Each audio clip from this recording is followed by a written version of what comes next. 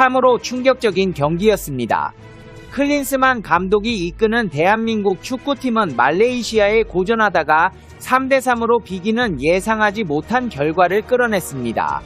16강에 진출하기는 했지만 현재 클린스만 감독을 두고 엄청난 비판이 쏟아지고 있고, 반대로 말레이시아 김판곤 감독에게 찬사가 쏟아지고 있습니다. 대한민국 네티즌들의 여론을 살펴보자면, 김판곤 감독님 한국의 실체를 알려주셔서 감사합니다. 말레이시아가 무슨 레알 마드리드인 줄 알았다. 클린스만 능력 없어서 무작정에 선수들에게 해달라는 축구인데 보는 내내 우라통 터져 미치는 줄 알았다. 김판곤이 일본과 만나 16강 한일전에서 탈락을 막기 위해 조국을 위해 선전해 준 것이다. 이런 경기력이면 16강전에서 사우디는 고사하고 태국한테도 지겠다. 살다 말레이시아한테 3골 먹히는 걸 보는 게 참 치욕적이라는 등 클린스만 감독에게는 비판, 김판곤 감독에게는 찬사가 쏟아지고 있습니다. 일본 매체에서도 이 같은 소식을 속보로 내보냈습니다. 한국이 고전한 끝에 통안의 무승부를 기록했다는 기사를 통해 발빠르게 소식을 전했는데요. 지금부터 일본 네티즌들의 반응을 살펴보겠습니다. 재미있는 경기였다. 말레이시아는 절반 이상이 귀화와 혼혈 선수로 구성되어 있어 생각보다 강했다. 세 번째 골을 기록한 모랄레스도 콜롬비아 출생으로 아르헨티나 리그에서 플레이하고 있던 선수다.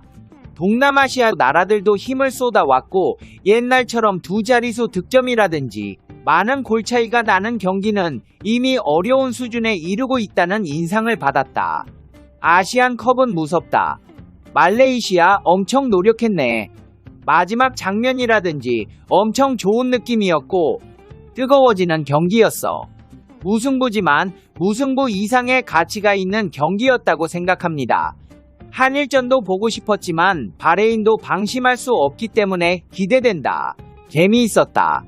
말레이시아 선수는 특히 60에서 80분 정도를 일방적으로 공격받았지만 집중력을 잃지 않고 계속 뛰었는데 열심히 잘했다. 그런 와중에서도 날카로운 카운터를 날려 즐거운 시합이었다. 우선 한일전은 미뤄져서 조금 안심했어. 말레이시아의 첫 득점은 훌륭하게 바이엘은 미넨 김민재를 속였어요. 잘했다. 한국은 뭔가 산만하다. 손흥민은 공을 갖고 있으면 굉장하지만 갈수록 수비도 취약하고 별로네. 단지 세트 플레이는 위협적이다. 두 번째 득점을 기록한 프리킥을 구사하는 일본 대표 선수는 없어? 카타르 월드컵 결승 이후 가장 흥미로운 경기였습니다. 시속 게임이 되었네요.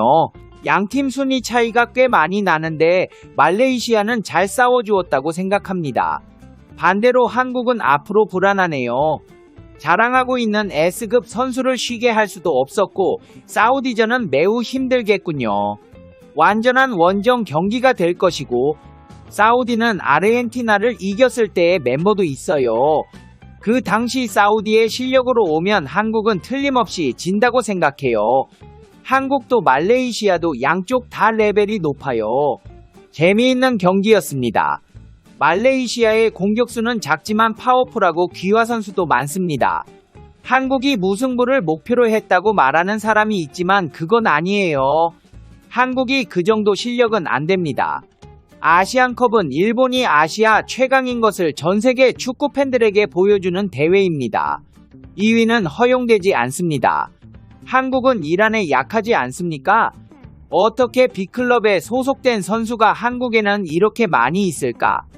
일본도 해외파가 늘었다고는 해도 한국은 강해 보인다. 물론 일본이 이기기를 바란다. 냉정하게 봐도 일본 쪽이 선수층도 두꺼운 상황이고 전체적인 선수의 밸런스도 좋고 수비도 단단하다. 한국과의 대결은 이겨도 저도 뒷맛이 아주 기분 나쁘다.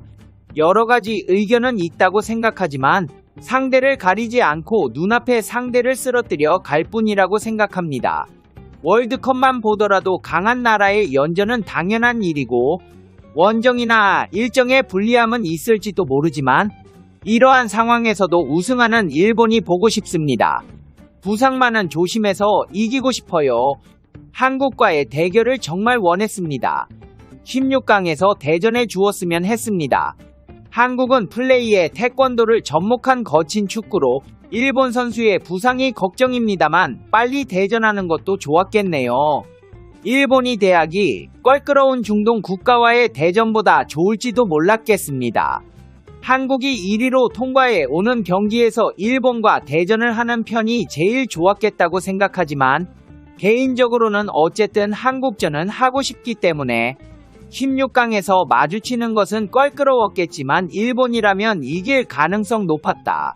당연히 질 가능성도 있었었겠지만 한국이라는 상대에게 어떻게 승부할지 기대되는 상황이었다. 16강에서 대전하는 것이 정말 좋은 상황이었다. 한국도 패스로 이어지는 축구를 하고 있고 롱볼로 새로 패스 축구로 했을 때는 무섭다. 하지만 지금의 일본이라면 이길 수 있을 것이다. 다만 그렇게 하고 싶다면 그 전에 결승전 돌파를 생각해야 한다. 만약 2위 통과를 노리고 16강에 갔다고 해도 그런 소극적인 생각으로는 위로는 갈 수 없을 것이다. 어쨌든 한국은 축구 강호국이 맞기 때문에 일본일지 어디였을지 상관없었을 것이다. 이 같은 상황은 일본으로서도 마찬가지이며 여기서 질 것 같았으면 딱 그만한 실력이라고 생각하면 되는 일입니다. 클린스만이 일본과 붙어도 상관없다는 말을 했지만 상대로서는 일본과 사우디, 두 팀 중에 사우디가 상대하기 더 편했다. 물론 경기가 거칠어지는 것도 선수가 부상을 입는 것도 원하지 않지만 거친 플레이가 많은 나라와의 대전이야말로 VAR에 대한 필요성이 절실하다. 거친 플레이로 경고나 퇴장을 당하는 것은 물론 한국입니다. 이런 큰 대회에서 한국을 이기면 더욱 기세가 오르게 될 것이고 반대로 지면 세상으로부터의 평가는 또 떨어질 것이다. 대표는 2년 후에 어떤 결과를 남길 수 있는지, 어떻게 스탯을 쌓아 갈 것인지가 중요합니다. 상대를 가리지 않겠다고 말하면서도 일본과 하고 싶지 않았을 것입니다. 일본이 두렵지 않았다면 한국은 말레이시아에 3점 차 이상으로 이겨야 했다. 실은 그렇게 간단한 미션이 아니다. 결승 토너먼트 진출이 이미 결정되어 있고 주축 선수들이 이미 옐로우를 받고 있는 상황에서 한국 감독 클린스만은 진짜 어리석은 사람이다. 한국 측의 입장이라면 어차피 일본과의 대결에서 패해 빠르게 집으로 돌아가 좋았겠다고 생각했겠지. 시간이 지날수록 일본의 연계는 수정되어 강화될 것이라고 생각한다. 한국에서도 대회에서 발을 맞출수록 실력이 올라갈 것이라고 말할 수 있지만 대부분이 해외파 선수가 포진한 일본 정도는 아니라고 생각한다. 탈락할 거면 빠른 편이 좋다. 모리오 왠지 이번 월드컵에서도 16강에 갈 수 없었는데 그대로 계속해서 지지를 받고 있기 때문에 아시아컵에 저도 그렇게 신경 쓰지 않는 것 같아. 꼭 한국을 16강전에서 만나기를 바랬다.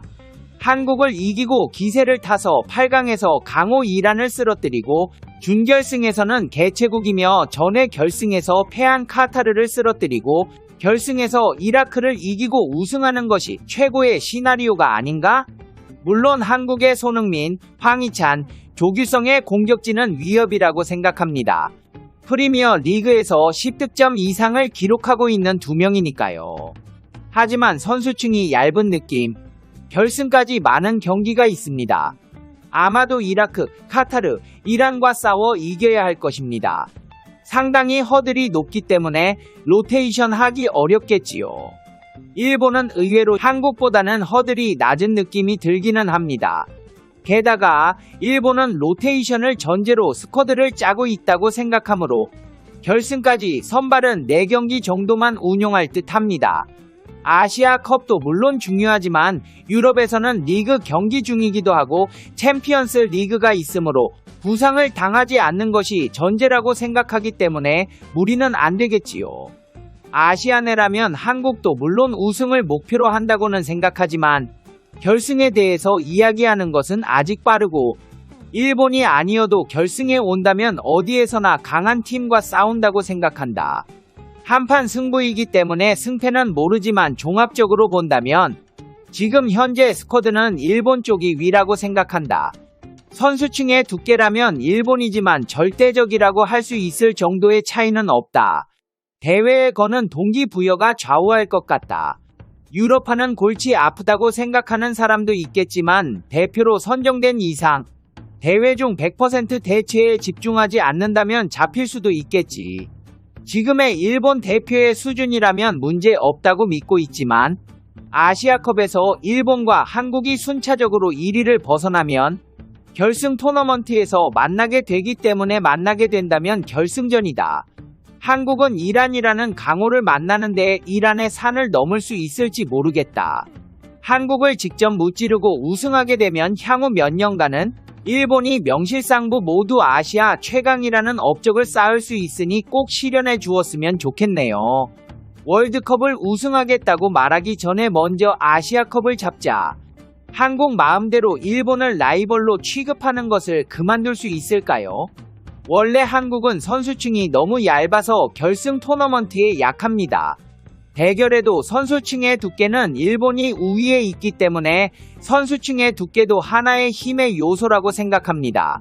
여러가지 귀찮아서 대결하고 싶지 않습니다만 결승은 일본과 호주나 중동의 어딘가가 될 것 같은 생각이 든다. 한국은 일본만 보지 않고 아시아의 다른 라이벌을 잘 보는 것이 좋다고 생각한다. 글쎄, 한국이 결승에 오면 확실히 힘든 싸움이 되겠지.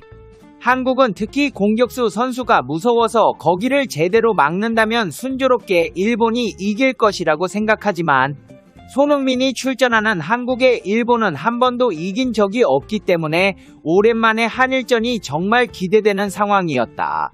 결승까지 열심히 해서 일본과 한국이 만났으면 좋겠다. 상대가 상대이므로 쉽지는 않겠지만 어쨌든 부상이 무섭다.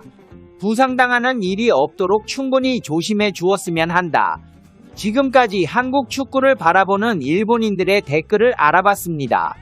종합적으로 정리해보자면 일본인들은 한국 축구를 무시하면서도 해외파 선수들의 활약에는 겁을 내고 있으며 한국 축구가 거칠다면서 대결을 꺼리면서도 한일전이 성사되기를 은근히 바라고 있는 상황입니다.